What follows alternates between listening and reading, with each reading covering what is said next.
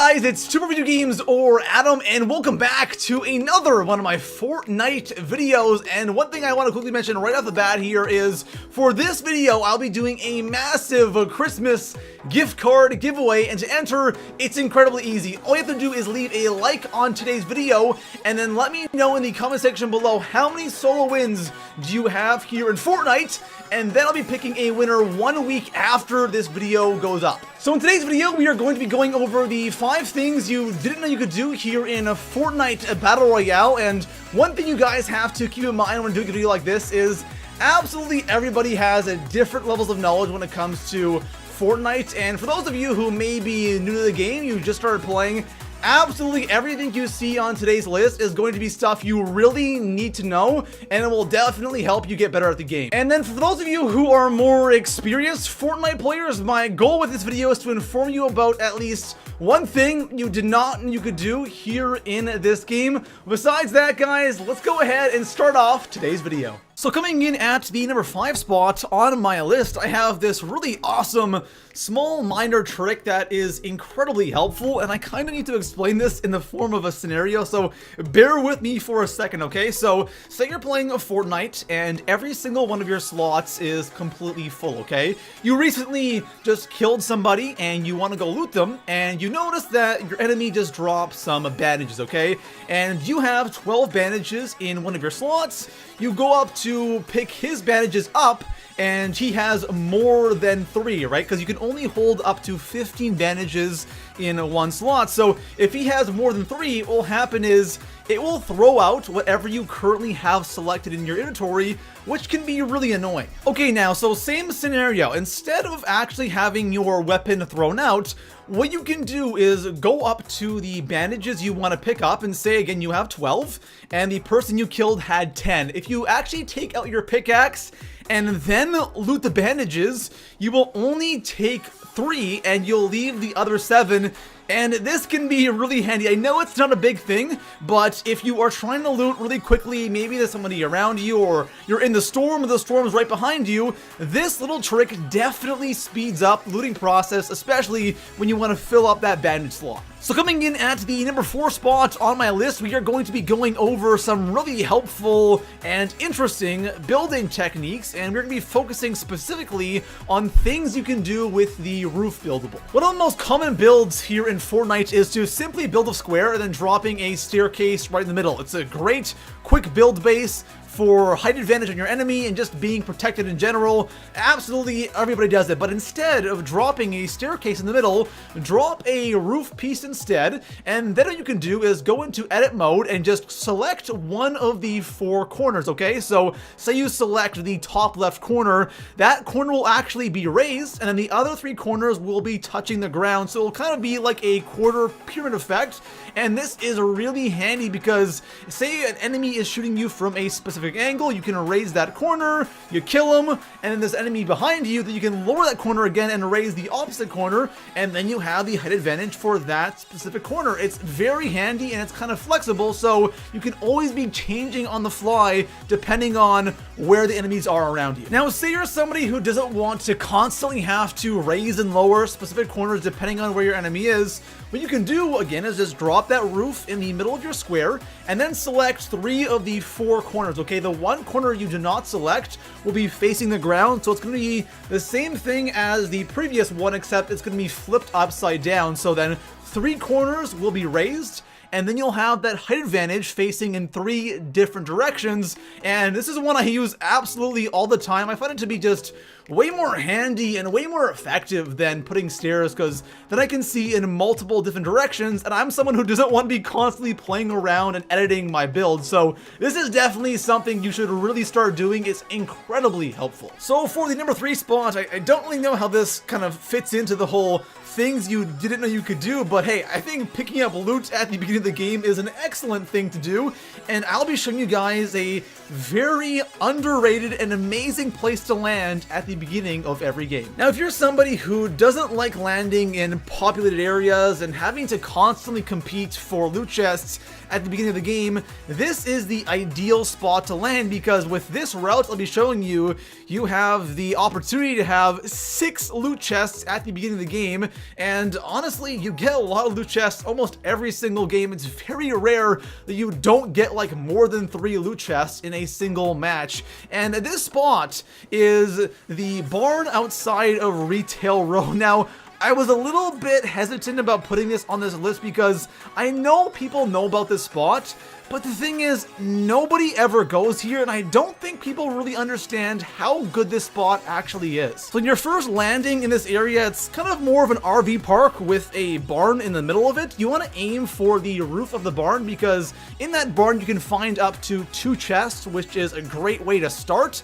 And again, not too many people land here. A lot of people actually who do land here will always go for the barn. Now, if someone is going here, there actually can be 2 more chests that spawn in this area. So the first one is just outside of the RV park. It's to the southeast-ish, and it's going to be this big structure. It kind of looks like a transformer, honestly. And on top of that, you'll find another chest spawn. Now, if you don't want to go outside the park, you want to stay in this little RV park area, you can kind of head towards the north end of the barn or the RV park, and you'll find another chest. It's kind of tough to explain. You guys can see me running around in the gameplay, but right off the bat, in this small little area, you can get up to 4 chests to spawn. So once you're done looting this RV park or this barn area, head towards the northeast of Retail Row. Just follow my path here. It's kind of tough to explain, but once you go over a couple of these hills, you'll come across this small campground, and there will be 3 semi-trucks located in this area. 2 of them will actually have chests. The first one will be actually facing Retail Row, and then the second one will be on the opposite side of this campground, kind of facing towards Dusty Depot. Now, like I said, I know that people are aware of this spot, okay? But I just feel like people don't go here. People don't realize how good it is because I land here every single match I play, and I'm never running into people here. I can always, most likely, go through this entire route and have a ton of loot ready for the end game. It's such an effective spot, and I highly recommend going here. You won't regret it. So coming in at the number 2 spot on my list, being able to edit your buildables in the pregame lobby. And this is incredibly useful because when it comes to the pregame lobby here in Fortnite, there really isn't anything productive to do besides just waiting for the game to start. So you might as well take out one of your buildables that you like using or you like modifying and make those modifications before you actually start the game, because it actually carries over to that match. So it doesn't reset. All the things you save in the pregame lobby will actually transfer over to the actual game. So for myself, I'm always making the changes to the roof piece because I never use that roof piece in game, and now I'm always using that upside down pyramid that we talked about in the number 4 spot. So I make sure to do all of those changes in the pregame lobby because I'm not doing anything, and I might as well get that ready and out of the way before I actually start the game. So coming in at the number 1 spot on my list, landing on top of the balloon. And the reason why I thought this was so fitting to put in the number 1 spot was because this right here is, it's so elusive, it's so tough to actually pull this off in game.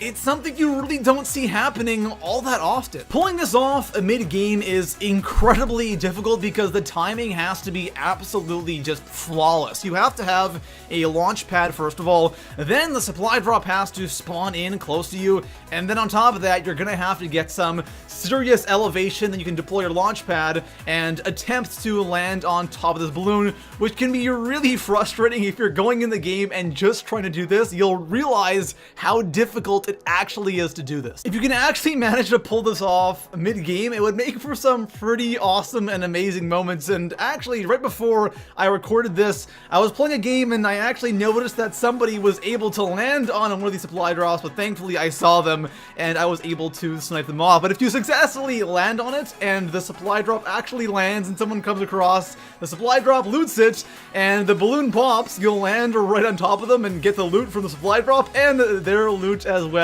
It would be pretty amazing. Okay, so we're not done yet. I have one more thing that I wanted to mention, and I didn't think it was good enough to put in as like one of the 5, so I'm mentioning it here and at the end of the video.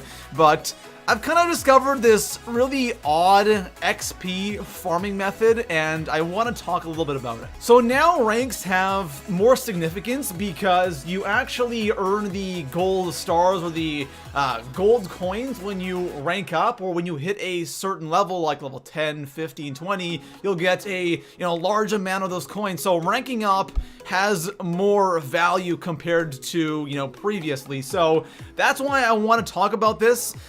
One thing that I have discovered is when you are playing Fortnite and you first load into the match, okay, I'm not talking about the pregame lobby. When you first kind of spawn in the bus spawns in the map. If you leave the game instantly, you'll get XP. And that's really, really evil because you don't get a lot of XP, first of all. You get between 30 and 50 XP per match.